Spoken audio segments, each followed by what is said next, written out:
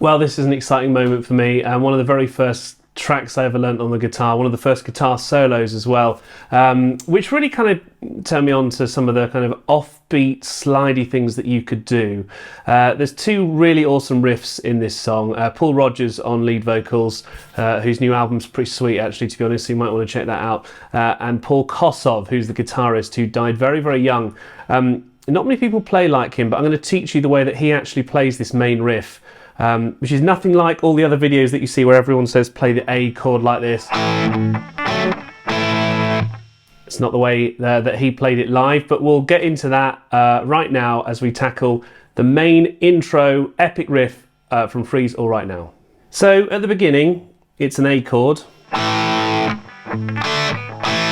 But the real weird thing about this is that the 5th fret is played on the E string with your 4th finger.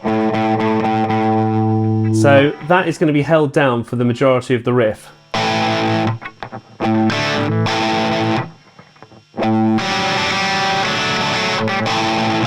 I couldn't quite believe it when I saw it, but there's 2 live versions that I've seen Paul Kossoff playing, and that's exactly what he does, which is also not how I've seen anyone else play the track. But that's how it is, and it does sound like that on the album. I think there are 2 guitars playing the riff kind of simultaneously with a few little offbeat moments here and there, which is why you can sometimes hear a higher note. I don't doubt that at some point a guitar does play that arrangement of the chord.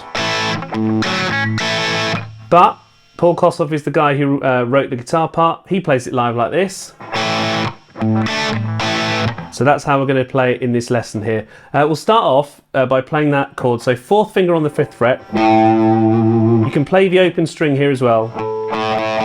And then put your 1st finger barring across those 2nd frets so that you get... And then the next one's hard because you play the 4th again, 4th finger on that 5th fret I should say, and then a D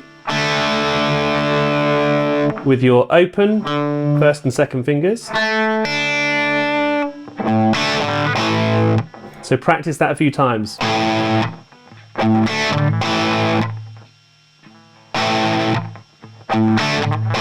And it's all down picks, by the way.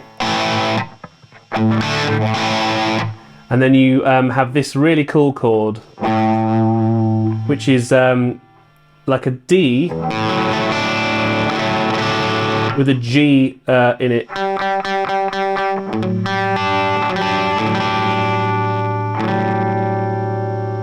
Which is like a 4th inserted in there. So the way to do that is to keep your 4th finger held down and then take your 1st finger off and play these notes.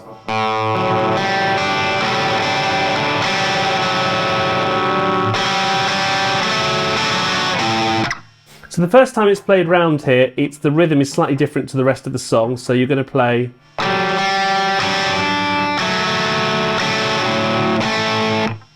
And you can leave that 1st finger in place because it actually will make the A shape chord.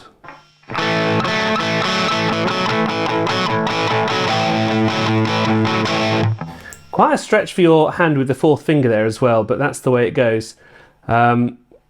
So that riff comes round quite a few times. The rhythm is different for the 2nd time round and sort of subsequently. So I'll just run you through it the 2nd time round. So it sounds like this.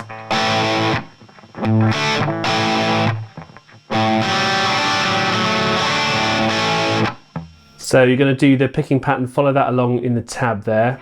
Keep going with it a few more times until you hit the last time here. We're on bar number 22. See? I've upgraded the tabs, ladies and gents. We've got tabs on the computer so you don't have to deal with my horrendous handwriting. Once you hit the end of the final repeat there, if you look at bar 22 right at the end of it, it just goes...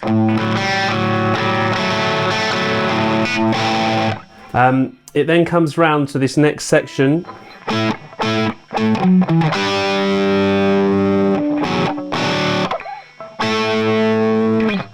So you're up here with the 12th fret and you're using your 1st and 4th finger. By the way, the bracketed bits in the tab there are what fingers you should be using.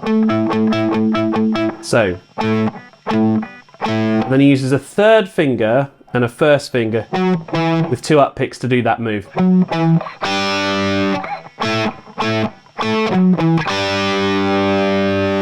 And then you hold on, you drop the first finger down to the 9th fret, and then you jump up.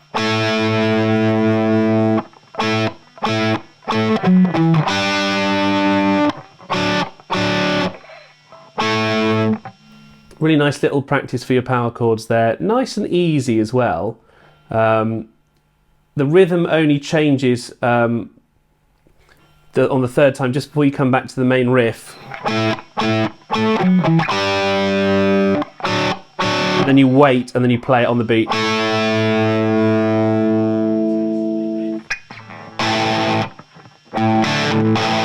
Which we've learned is very different to how many of you will have played it in the past. We're just going to run through this main riff section because it carries on until we get to the weird solo bit, so keep practicing this. Picking pattern, I suppose, is king there, so if you can get that nailed, then you'll be away with this riff, because this bit's all right really. It's this picking pattern.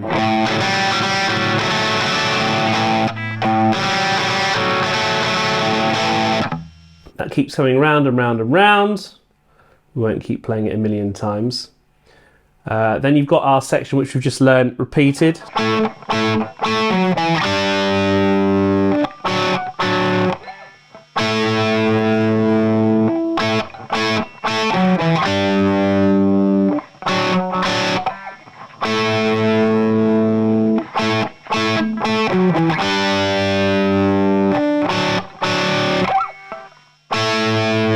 And the last time, make sure you hit on the beats, because it makes a big difference.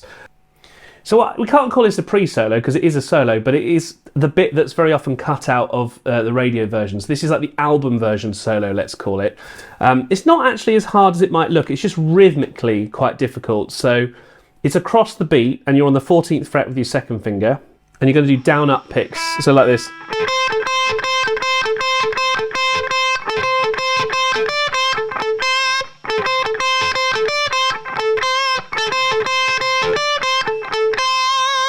So just do alternate picking and do down and up.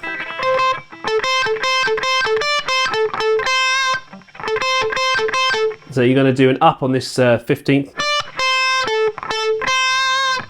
That bit's quite straightforward as long as you can handle the rhythm. Then it's a big up bend. So it's full bend and release with no picks. So I'd do it like this. So that's a pull off. And then an up down. And then the next time round you get it like this. And then this next bend here is like this, a full bend. And then you're up on the 17th. And then drop down to the 13th. And then 15th up to the 17th.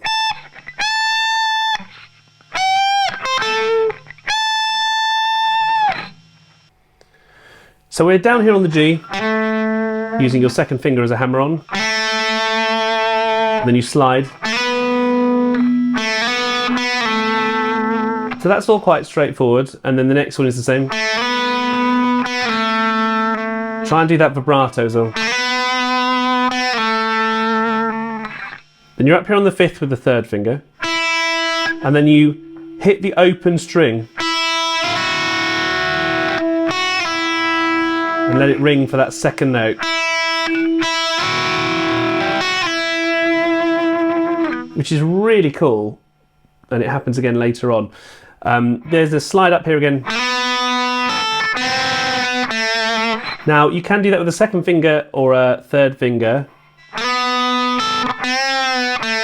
I think in this case the 3rd finger is easier because you're so low down you kind of need that extra space to stretch back. So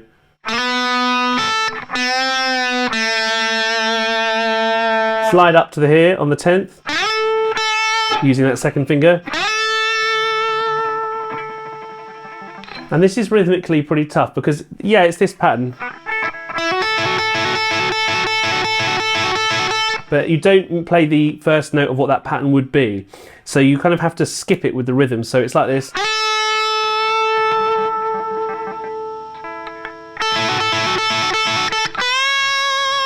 And then you do play the first note the second time. So let's just practice that. So back down to here.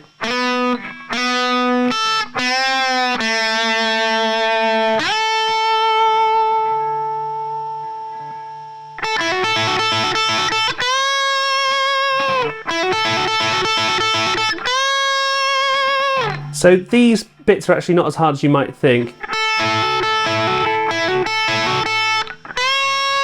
So it's a second finger and a hammer on with your first and third. Third finger and full bend with vibrato. Then the next time it comes around, you're doing the same pattern.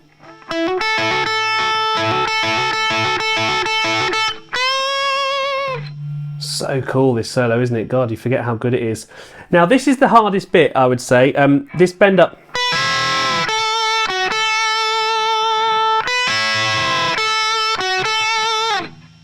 So how you achieve this effect is you play the 12th fret with your third finger, and then as you bend on the second beat, you play the open E, and you do that with a finger on the right hand. So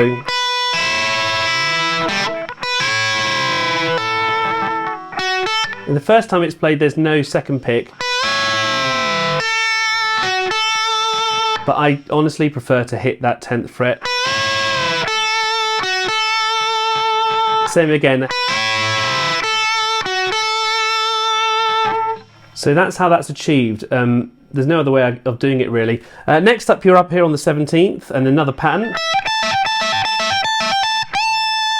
Now you can use your third finger or your fourth finger. Why I'm recommending the fourth finger, especially for the bend, is because when you're up here,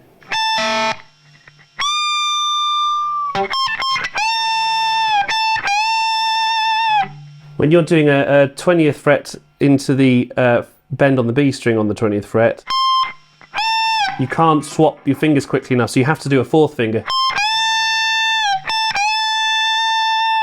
So the first time it goes, so that's why you have to do the fourth and third finger in that arrangement there. And then the pattern comes round, this kind of rotating 3-note pattern.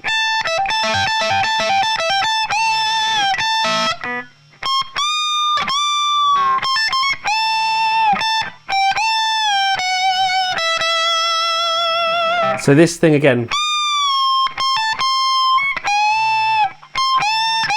It's the only way you can do properly without going, moving the finger over, and it doesn't really work. So just bear that in mind.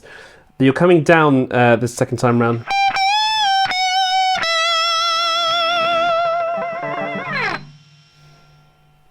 And then you're back into our main riff, which is the outro, which we're just going to run through because there's only one tiny change. There's a missing note there, so that time it's played round, this is different.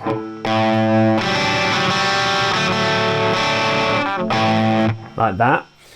The other difference that comes, apart from the rhythmic similarities that we've had before, your other difference is that there's one extra note in the very late outro.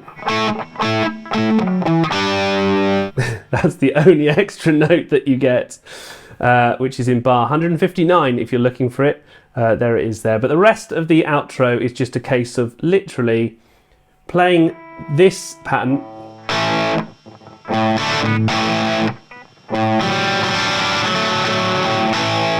and then you've got this one.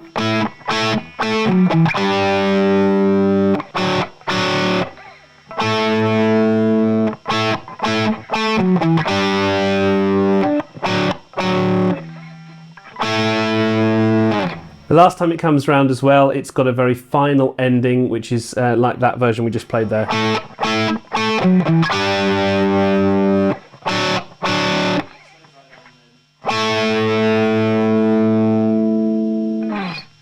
And that's it. All right, now from Free with the Bad Company vocalist as well, Paul Rogers, and Paul Kossoff on guitar doing some really cool stuff. The hardest bit of that solo, I think, is up here on the fourth when you're doing this bend into that third finger. Now I've got really fat fingers, so I find it hard. It's actually easier if you tilt the guitar like this and you go through the solo like that. Still pretty tough though, so give that one a practice. You might want to just focus in on that moment, and also the fast notes here.